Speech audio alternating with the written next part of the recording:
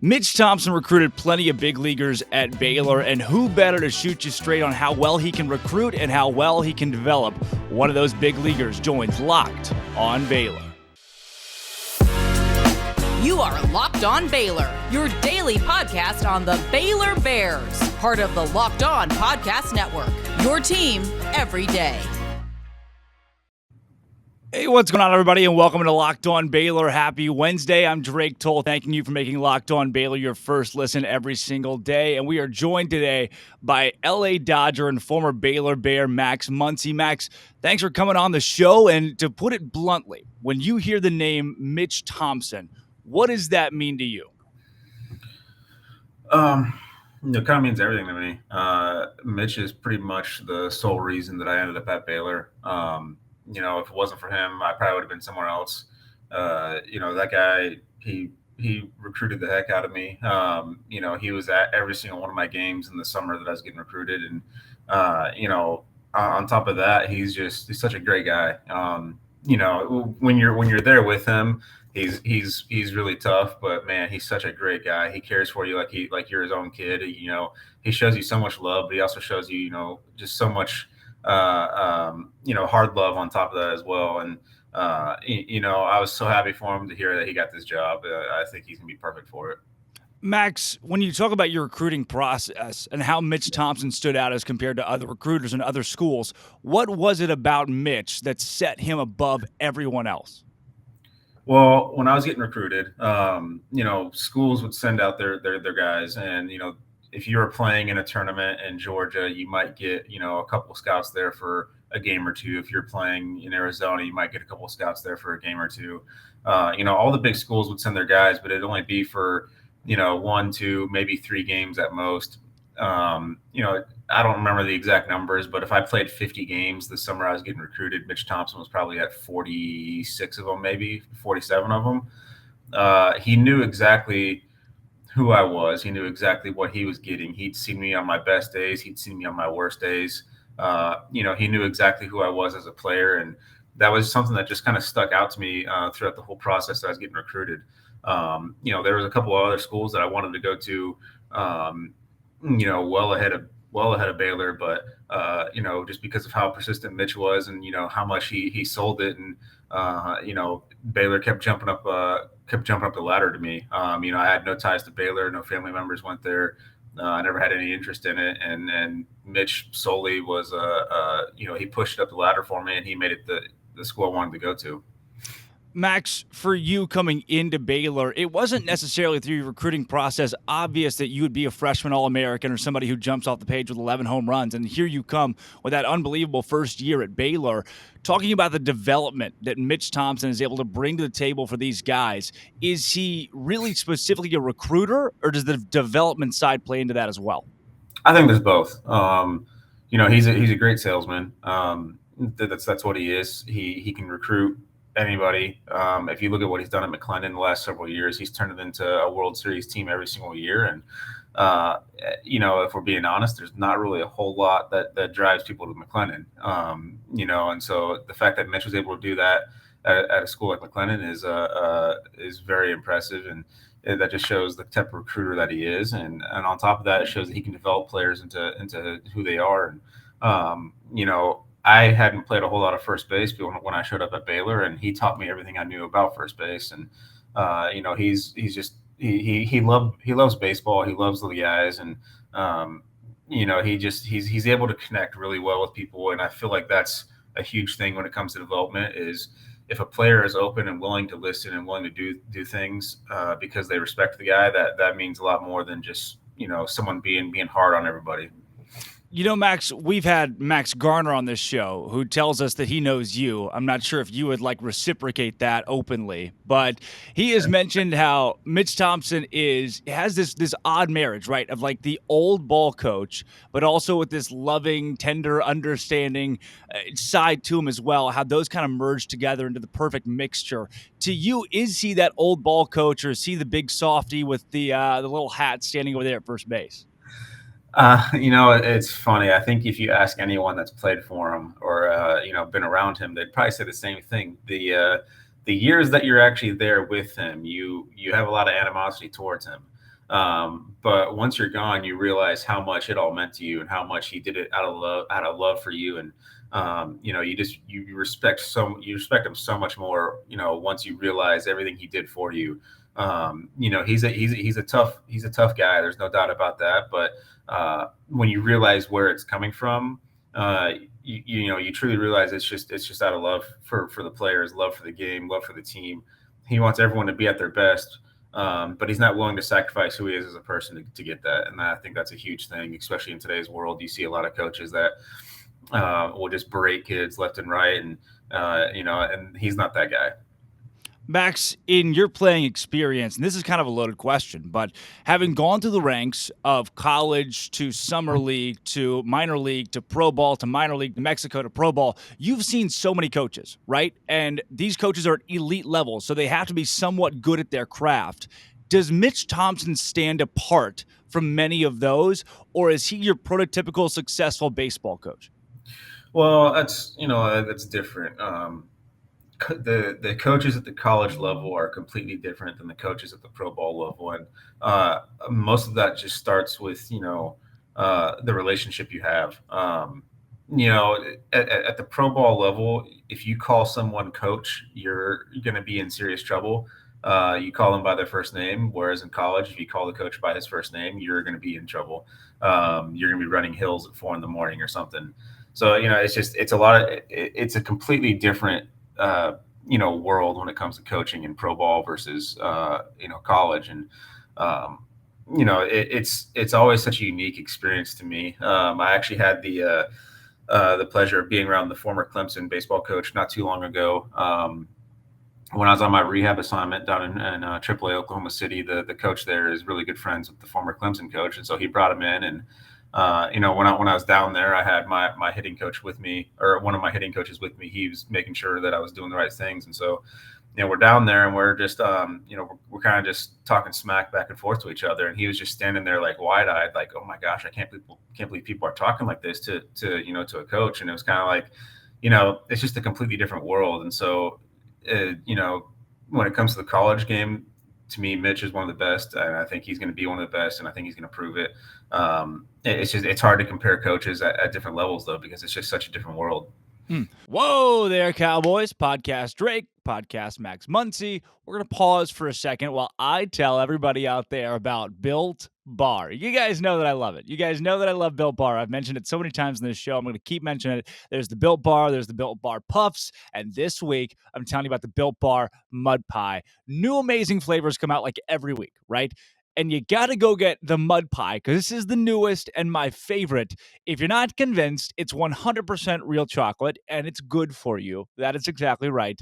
It's topped like you got chocolate, mousse. There's cookies and cream. I'm trying to think. I've had it. I've tasted it. You're trying to, cleanse the palate, figure out what you're eating. There's a lot of good stuff, basically. And the calories, you're looking at 150 calories, which is not a lot of calories, by the way, especially when you tailor that with 8 grams of sugar. Only 8 grams of sugar. Most candy bars have like 30 or 35. 16 grams of protein as well. Mud Pie bars and Mud Pie Puffs. Built Bar Puffs available at Built.com right now. They're going fast because they are delicious. Like all Built Bars, they are 100% real chocolate, meaning they're healthy and tasty. What's great about Built Bar is that they're made with a collagen protein, which your body absorbs more efficiently. Yeah, didn't think you'd hear the word collagen on the show today, did you? Well, you did. You're going to love the Mud Pie. Go to Built.com. Built.com. Use promo code, all caps, LOCKED, LOCKED, 15 to get 15% off your order. Use promo code LOCKED15 at Built.com. Get the Mud Pie. You're going to love it. If you don't, send it to me. That's Built.com. What's interesting to me, Max, is the fact that Mitch Thompson's coming from McLennan, like you mentioned, where recruiting is what you do, right? 95% of your job at a JUCO school is trying to get guys to come to your JUCO school and pump them back out to the Division I level. From what you see now as an LA Dodge, looking at NIL, the transfer portal, everything, do you feel like, before we even get into Mitch's ability to play the transfer portal, that the portal is hurting the game of college baseball, the NIL is hurting the game, or this is something that's a long time coming? Oh, I don't know. That's a tough question for me. I see both sides of it. With how I was raised and how things were, instilled into me, I see it as a negative. If someone goes somewhere to me, if you're committing somewhere, you're giving your word that you're going to go and be a part of that program. And now we just have this huge sense of entitlement. If you go somewhere and, oh, you're not playing every day or you're not playing as much as you want, I'll just go somewhere else. I'll go somewhere where I can play. And it's, there's no meaning to your word anymore. You can just switch schools in an instant. You don't have to sit out in a year. You don't have to, do any of this stuff. And that was one of the biggest things about Mitch that stood out to me was he talked about how much of a family Baylor was. He talked about, if you go there, they're going to honor your scholarship. They don't care how bad or good you play. They're going to honor your scholarship the whole time. You're going to be there.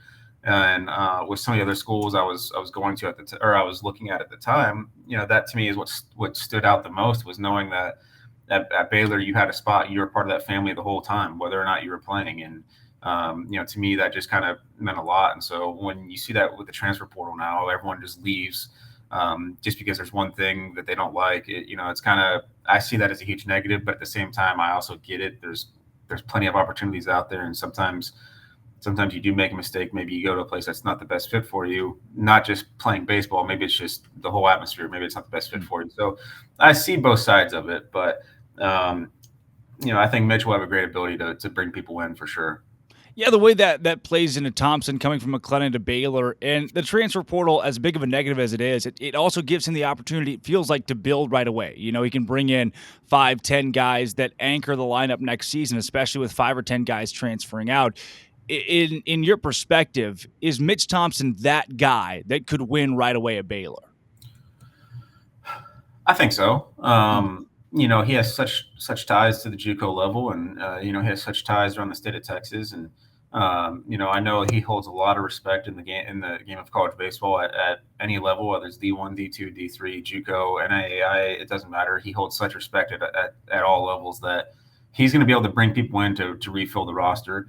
I think it might take him a year or two to really start getting his guys in there, but I think he'll be competitive very early on. I don't know that we should be expecting, extremely high levels, but I think he'll be more competitive than what they should be. There's no doubt about that. We've mentioned Max Garner and a couple other guests, former Baylor baseball players that have come on about his really recruiting stamp that he left on Baylor. Can you attest that group of guys that were on the team in 2011, 2012, how many of those guys did Mitch Thompson recruit that you know of? Pretty much every single one of them. Mitch was always the guy. I know Smitty was the head coach, but Smitty left all that up to Mitch. He trusted Mitch, and there's a reason that that staff was there together for 17, 18, 19 years. They all knew their role. Mitch was the guy that brought people in, and a lot of the guys on that team, they can all say it. And I think if you want to look at a huge success story of a guy that was there, was Josh Ludy. Josh Ludy showed up, didn't get a whole lot of playing time, and he wanted to transfer out. And Mitch Thompson's the main reason that he stayed.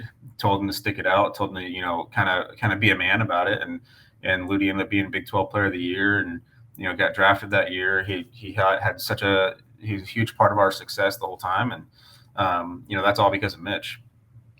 So 2012 doesn't happen without Mitch Thompson, and even Max Muncy at Baylor doesn't happen without Mitch Thompson. How much credit do you give him for that stretch of success that Baylor was able to build while he was there recruiting? I give all the coaches the equal amount of reason for the success on that. But if we're being honest, Mitch was always the guy. He was the guy that brought everyone in, and he was the one that was always the toughest on players, and he was always developing the players. And I think he's probably the huge reason for the success. And I think talking about the 2012 team, the reason why we were so successful was we had a group of guys that understood who we were, and the players were developed so well that we basically all went into the coach's office and told them to quit trying to coach us because we knew what we were doing. And then we went on that huge run, and that was just because of the type of men that Mitch brought in, and just how they created us, basically. Max, the last question I really want to situate around Mitch Thompson, for those players at Baylor who have entered the transfer portal now or toying with the idea of going somewhere else, what is your message to them about staying put and at least giving Mitch Thompson a chance? It's a tough question because they weren't brought in by Mitch; they were brought in by someone else. And when the guy you're brought in by is not there anymore, it's it's kind of open game. But I can vouch for Mitch. We can all vouch for Mitch. He's a great guy. He's going to be a great coach. He's a great leader. He's a great developer, and he's not just a great developer of baseball. He's a great developer of just human beings. To me, he's always the reason that I lean into my faith. I lean into just how to be a better man, and a lot of that was just from what he taught me when I was at Baylor. And he develops a family. That's what it is. When you go to Baylor, you're joining a family, and that's Mitch is he stresses. He can't stress that enough, that you're joining a family. And for those guys that are thinking about leaving, I think if you want to be a part of something special down the road, you should stick it out with Mitch. And like I said, we can all vouch for him. He's a great guy, and like I said, they're going to be more competitive than what you think.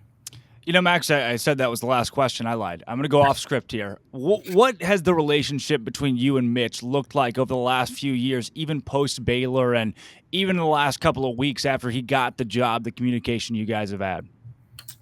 We've always stayed in touch a little bit, text message here, text message there, maybe a phone call here. Whenever I'm down in Waco, I usually see him because he's, even though he was at McLennan, he was always strolling around Baylor, whether it was at the football games or whether he was at, baseball games. He was always around Baylor. To me, there was no doubt that this was Mitch's dream job. I had heard rumors that he had turned down other coaching positions because he wanted to stay close to Waco. And, I fully believe that, knowing who he is, that, Baylor means everything to Mitch. And, he's been there for so long and in that area for so long. And it makes me so happy that he can be there, that, it's going to be a really exciting time. Max, turning the page, kind of your MLB career and how you look back on Baylor, your time at Baylor, even honing in on 2012, what are some of those memories from those teams that you keep with you even today as your best through the baseball game? Oh, from the 2012 team, it's just the whole year, really. Like I said, we didn't get off to the greatest start that year, and we kind of just had a team meeting, a players-only meeting, and the way that the whole team kind of came together just made us all so close. And just the fact that we were able to go on the run that we did, with how talented we were, and everything that happened that year was just so special. And for me, with that being my last year at Baylor, it was just kind of, I think that it just sticks into my head all the time. I actually think about it quite a lot. I wish we would have made it to the World Series that year, but I carry those memories with me even today. That's for sure. It's so interesting to me how many people graduate from Baylor athletics. They move on to professional careers, and I don't think they forget about Baylor necessarily, but you don't ever see them, like or retweet or post or talk about Baylor sports. You're kind of the opposite. I see a lot of stuff that you do that's centered around Baylor. Why is that? Why for you has Baylor stuck so strongly even till now? Oh, Baylor's the whole reason for who I am, really. When I went to Baylor, I was one guy. When I left Baylor, I was a different guy. And, everything that I am today, and I'm not talking about baseball, just everything that I am today as a person is because of, what I had at Baylor. I kind of owe Baylor everything. And so just any chance I can get to help them out, I want to do that. I'm going to be there for all the sports. And, it's just something that I feel like I should give back. Max, 162 game season in the MLB. Absolute grind. How do you still keep up with Baylor baseball? Just check a box score after a game. Does it feel distant now that you're in the middle of just MLB grind? Yeah, it's always a little hard to keep up with it, but I do my best. I always check in just every now and then, see where the team's at, see what they're doing. Anytime if they're ever out on the West Coast, I try to reach out and just say, hey, if you guys want to come out to a game or something, just let me know. And it's just kind of little just step away from me, just check it out, check out all the sports really. Just kind of see what they're doing, see where they're at, and it's kind of just like, I guess you call it like a hobby. Yeah, man. Talking about the MLB grind, the grind coming off of an injury and trying to work your way back into that fold. What has that been like in the last year or so for you, trying to get back to 100% and where you want to be? Not easy. You know, we're creatures of habit. Baseball, maybe more so than any other sport, just because of you're playing every single day. It's such a long season. You know, it's 8 months from spring training to playoffs. You're talking about 8 months of just playing a game, and you know, we become such creatures of habit that anytime you have an injury, it throws off everything. Your routine, what you're normally doing in the off season, it kind of just throws all of that off, and so you know, there's more to it than, oh, he just got hurt, he's trying to come back. It's just everything gets thrown off, and you know, that has, you know, kind of just a ripple down effect, and you're trying to just battle the best way you can, and you know, we're working on it. We're still trying to figure some things out, but you know, it's just one of those things where it takes time. Max, I'm going to go off the script again, and this is something that I don't usually throw into the fold, but you touched on it earlier, and I'm sure during an injury and even in the middle of an MLB season, it's something that's integral to it. You talked about faith and faith development at Baylor. What does that still today mean to you? That means a lot. You know, when I went to Baylor, I wasn't someone that was very big into my faith, and you know, that was something that you know, your first couple of years there, you have to go to chapel as a required class, and you know, just the more you go, and you know, the more you're around the people at Baylor, the more you're you know, for lack of a better word, thrown into it. You just kind of it kind of just gets a hold of you, and it's something that is very important to me now, and something that I definitely wouldn't have if it wasn't for Baylor, and just another thing that I'm thankful for when it comes to Baylor, and you know, it can help you out, and not only the bad times, but in the good times too. You know, it can help keep you level headed, and you know, it's something that we all need for sure. Scout's honor. What was worse, Christian heritage or Christian scriptures? I mean, I feel like the answer is scriptures, right? Easily. That's so niche, but I feel like every listener will understand exactly what that means. I'm assuming if they've been through it, they understand for sure. It's like Baylor boot camp to go through those two schools in chapel your first year. Max, I am I learned the hard way, on Cape Cod right now, doing some baseball and work with the Hyannis Harbor Hawks.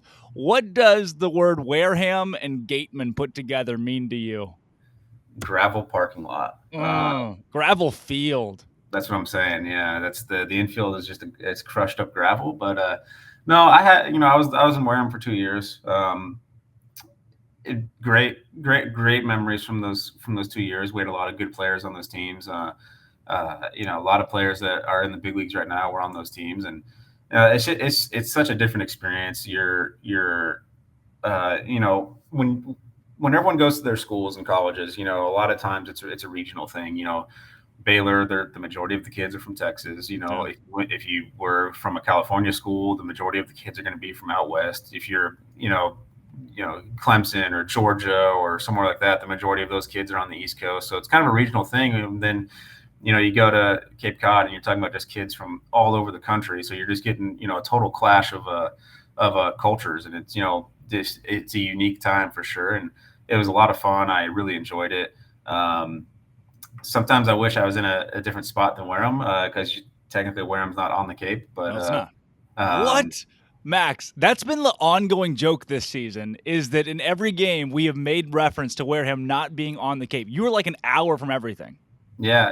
I mean, it's you're technically not on the Cape, but I feel like they made up for that, because a lot of the times Wareham has, you know, one of the best setups. I know it's one of the few teams that actually has a locker room on the Cape. Just the way things worked out for, you know, for all of us over there, the host family situations, a lot of times it was better than a lot of the other you know, high end spots that we heard from. So I feel like they tried to make up for it, but yeah, it's that the gravel infield though, that was a tough one. So are you saying, without saying, that you would have rather played for the Hyannis Harbor Hawks? Is that what I'm hearing? I don't know about that.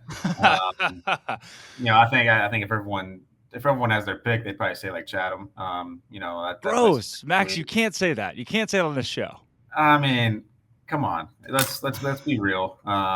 You know, Chatham or Orleans. Those two spots are pretty sweet.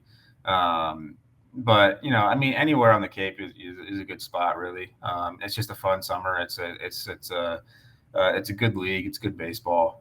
It's a lot of fun. Well, Max, thanks for coming on the show today, putting up with the banter about the Cape, and just thanks for being somebody who carries Baylor so well and so often, because I know it means a lot to those who follow it, those who go there, and those who are Baylor fans. Absolutely. Thanks for having me on, man. Yeah, and for those out there listening, thanks for making Locked On Baylor your first listen every single day. We're going to see you again on Friday, and can't wait. This has been Locked On Baylor.